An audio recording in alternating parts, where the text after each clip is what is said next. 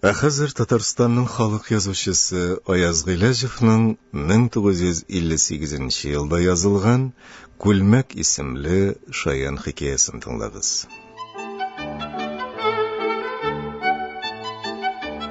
Кичке ашны ашап утырганда Зөфәрнең 6нчы көн рәттән тагын ашыңның тузы юк диюенә Сәлимә эшнең ашта да тузда да түгеллеген аңлады.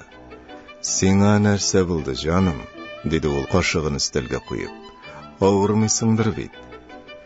Хей, гомерең тузсыз ашашап, тузсыз кешеләр белән яшәп үтсә, авыру гына түгел, тереләй гүргә кергәнеңне дә сизми калырсың. Тузсыз кешеләр? Сәлимәнең кара күзләре зур булып ачылдылар. Кемнәр алар, җаным? Аның чырае үзгәргән иде. Авызы бер якка чалшайган, иреннәре кысылган, күзләре усал карыйлар. Хей, аңламаганга салышып утырма инде, дип ул кашыгын өстәлгә атып бәрде. Бер ел туру дәврендә иренең мондый гадәтен күреп өйрәнмәгән Сәлимә башта ни әйтергә белми калды. Нәрсә өчен ачуланасың ул? Аш рәте белмисең, тузсыз пешерәсең дип бердә юк казырлана. Бер ел яраганны бүген генә. Ни булды сиңа? Эшнең нәрсәдә икәнлеген Зөфәр әйтмәде. Ашады да чыгып та китте. Сәлимә ялгыз калды. Моңарчы күңелле, җыйнак булып күренгән кичкенә тәрәзәле тәбәнәк бүлмәләренең бүген бер чите кителгән кебек тоелды аңа. Ул кайсы якка гына карамасын, шушы китек почмакны күрде. Иртәгә зачет икәнлеген хәтеренә алып, китапка тотынып карады. Ахыр чиктә түземе бетте, күзеннән эре-эре яшь бөртекләре атылып чыкты. Ул өстәлгә капланды, үксеп елап җибәрде.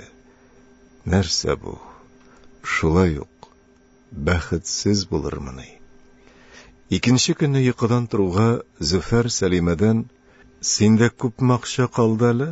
дип сорады. Сәлимә күпме акчасы барлыгын күңелдән белми иде.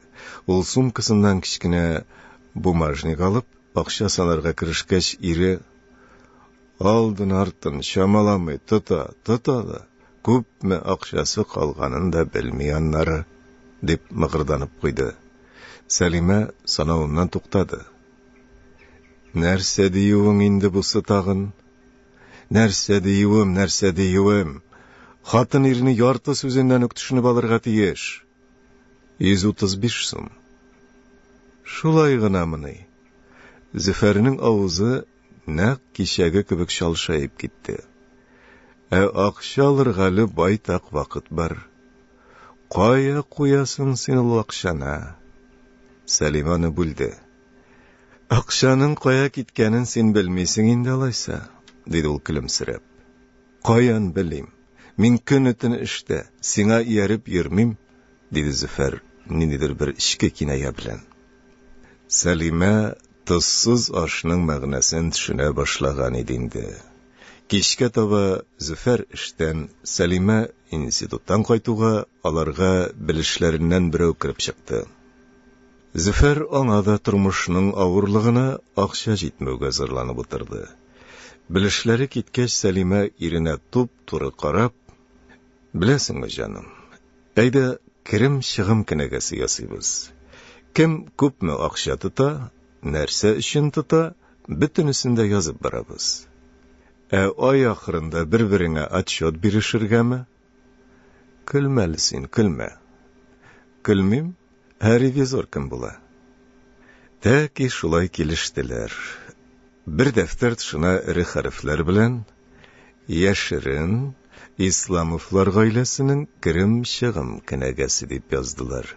Дәфтәрне кеше кара күрмәсен дип клеенка астына яшереп куйдылар. Ир эчтән генә: «Менә күрербез инде, кызый, акчаның кая киткәнен», дип уйлап куйды. Хатын исә берни дә уйламады. Сәгать иртәнге 7дә торды. Кефир алып кайтты, чәй куйды, аш пешерергә базарга иткә йөгерде, чират торып акмай алды. Көн-төн эшләп акча табучы йортбашы йокыдан торуга өстәлдә чәйнек чыжлап утыра иде. Kişlerin ul yıklagaş, iştilmesin diye sağ adımlar bilen Salime tabak savutlar, kirler yudu. Onları kitaplar üstüne eğildi. Elikki kişleri yanına hazır yana bir meşakat çıkıp, kinegesin tuturuda isteldi. Züfer anın kinegeni kulga tutkanın küre kalsa, qoş astından gına külümsürep, bugün minde bir 50 sum tuttum eli. Kuptan görüşmegen tanış işiradı. Eki bulmasa, bugün tüşkaşını kafedagını aşadım. 13 sum tutuldu buğay dip koya. Salime'ge nerse, 50 iken 50 sum, yaz da yaz, kişir 70 deyin, berengi 2 sumlık, lavr yafrağı 4 sum, kahar tüşken spekulantlar dip işinden gine zarlanıp da koya ol. Avtomat telefonga gitken 15 deyinde yazıla, tramvayga tülengen 30 deyinde. Ay üte, çislonun 31'i. Salime'nin keyfi gayet şep. Ol bugün imtihanların tamamladı, demek alda 2 atna yal. Kinolarga yürüge, temli nerseler pişirge vakit kübrek kalacak. Züferine de yakşıra kararga kirek. Künne tünüşli bit bişara. Kara, nişik yabıgıp gitken, nişik kurmagan ulanı bugünge kadar. Lakin İran'ı tınışlandırırlık söz aydı. Sport bilek kübrek şıgıllenmişe bulmay. Bu ayda tağın kilo yarımga artkanmın. Katukka yürüge kireksin adip kuptan ayta kilen bit. Şınnan da. Eyde, ikibizge de Timra'ya kalabız. İkibizge de sen ağına alıgalı. Mina göz görür dedi Salime köngülsizlenip. Vakit da az, akşa da. İkisi de biraz deşmitirdiler. Züfer iden buylap yürünüp aldı. Stinadağı kalendardan 31. çislonu yırtıp kinet, "Qaralı, kinegeni unuttuk bit," dip kışkırıp jiberdi. Xatını aldan hesaplap koygan eken, aylık neticelerini irin alıp көрсәтті. Ol sanavның dürüstlüğüne şanmışı kinegege üzi yabırıldı. Nişik indi akşanın yartısından artığın min tutkan bulayım. Yok, sen nidir butaysan? Anige butayım, dedi Salime tıynakkına. Mine qara, dostu bile aşıraşkan 57 sum. Tırtıp көрсәтмәсәң de көрем, soqır tügül işmin.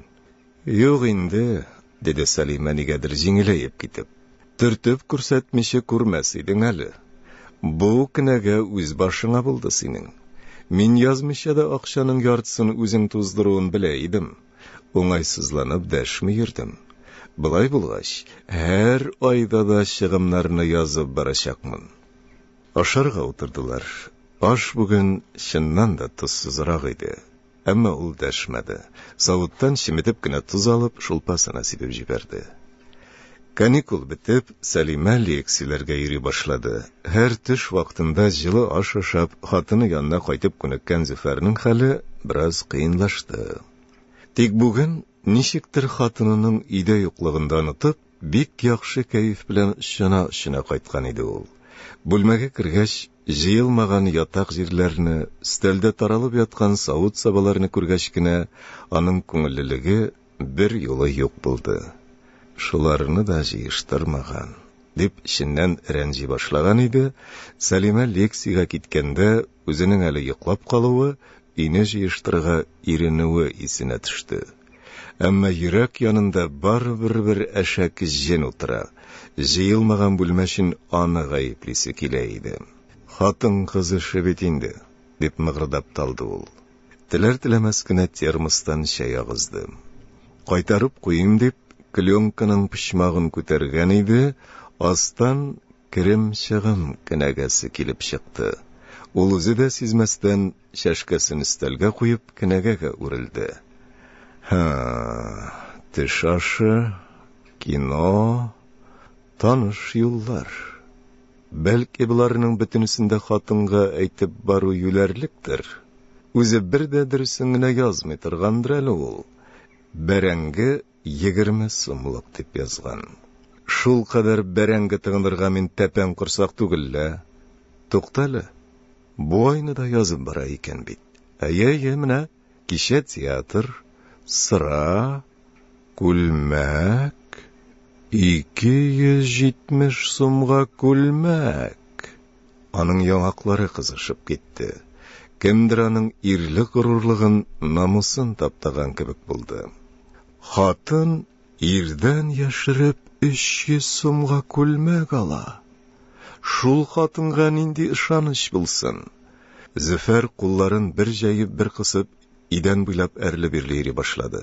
Юл өстендәге галошлар онтылып калган щетка карават астына ачтылар. Бер борылып килгәндә, аның күзе карават астыннан күренеп торган чемоданга төште. Күлмәк, акча шундый кысынкы чакта.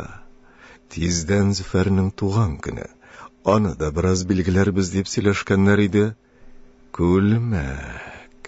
Кичә театрда ялагайланып сыпырылып йөрүенең сәбәбе менә нәрсәдә икән.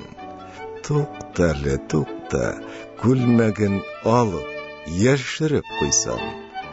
Нинди чырай белән миннән сорар икән ул аны? Зөфәр эчке бер тантана белән мыскыллы елмаеп, карават астыннан таушалган чемоданны тартып чыгарды. Ачты һәм кинәт кыелып төште.